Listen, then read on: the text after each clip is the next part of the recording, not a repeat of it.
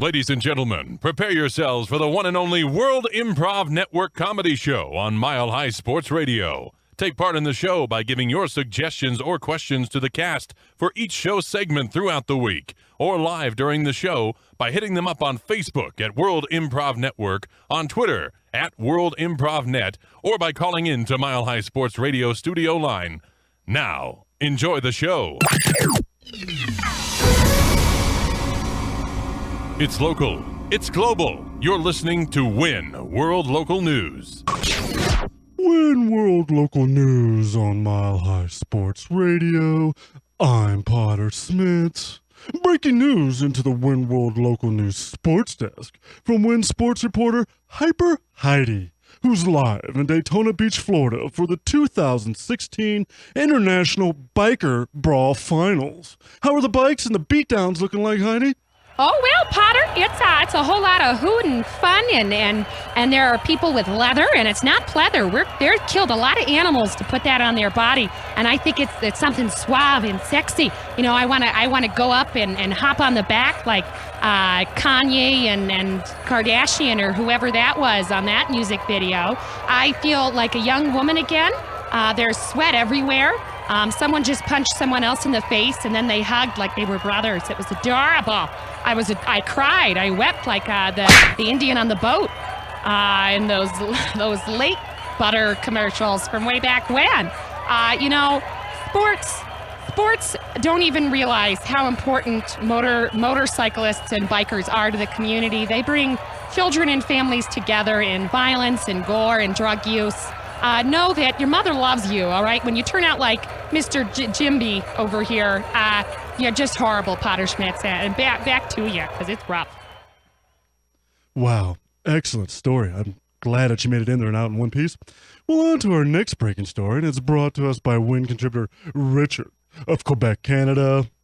Justin Bieber, after walking around barefoot in Boston and finding Jesus, or in layman's terms, DMT, has decided to have a tiny cross tattooed under his right eye to signify his new relationship with the Lord. The Biebs has also requested that all his followers, or believers, call him Jesus Bieber from now on. What does this holy transformation mean for the born-again Savior of Pop and all his disciples? Well, to get all the churching up on this international musical revelation, let's go live to WIN spirituality and science fiction reporter L. Ron Cubbard, who's barefoot in Quebec, Canada, following JB on his world tour. How you doing, L. Ron? Well, it's Holy Toledo. You know, there's been a lot of saviors over the course of the history of humanity, but I can't say I've ever seen a turnout like I have seen here today for Jesus Bieber and Holy Toledo. And I mean holy, because there ain't no Toledo, there's just a Bieber here. You can hear the people chanting in the back, and I actually have here in front of me Mr. Jesus Bieber. Now he's rewinding his some tapes. He's looking over some music videos. Savior Bieber, what do you have to say about all these people coming out to give their blessings to you, the chosen one? Hell yeah! Hell yeah! All right, well, you know, you wouldn't expect a reference to hell from a savior, but nonetheless, you got it right here. So why hell? Of all the afterlives, of all the possible places that people can go after they die, why hell? 'Cause hell's where I was when I died. You can't be reborn without going both to hell and heaven. It's purgatory in between. Wowza palauza. I can't tell you what to say because only Jesus Bieber can do that. So, Biebs, what's the deal? Why are we here, and why are we gonna, what's gonna happen when I got a prostate situation. What am I gonna, what's gonna happen to me? You'll probably die. You will die. You know, this is about me being resurrected after a drug overdose. And hell yeah, I'm back. Hell yeah. There are so many paths that people can choose. but it's the Bieber path that is the righteous path. Back to you, Potter. The Bieber path is the righteous path, not DMT. Remember that, women and children, and boys and girls out there. Well, on to our next top story, which is brought to us by WIN contributor Renee of Chicago, Illinois. 1 week after Captain America's Civil War hit the shores of the U.S. and the rest of the world, a new intergalactic civil war seems to be spreading uncontrollably across the globe. Walmartians, the morbidly obese alien race of deal-scavenging shoppers infesting Walmart superstores, are threatening to attack any and all humans who enter a Walmart and do not conform to their strict shopping tenets. What specific edicts are the Walmartians demanding us humans adhere to? And what are their ultimate demands and consequences for not doing so? Well, to get these life-saving answers and more, let's roll back the story to WIN Global shopping correspondent Penny Pincher, who's live in Albany, New York at the world's largest Walmart megaplex. Penny? Yeah, it's a little weird out here. I don't know what people are doing. They're just grabbing things.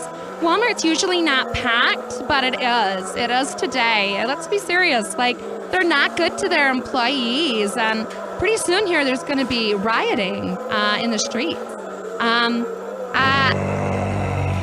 Oh my God. Oh my God. And they so happen to be eating brains. They're eating brains along with grabbing shoes and baskets of corn. They just fill their baskets up with corn because who knew Walmart Martians had a thing, you know? I don't even get it. But they're kind of cute. I touched the butt of one of them. They're very firm. It's amazing when blood stops circulating. Who needs it? Martians don't need blood.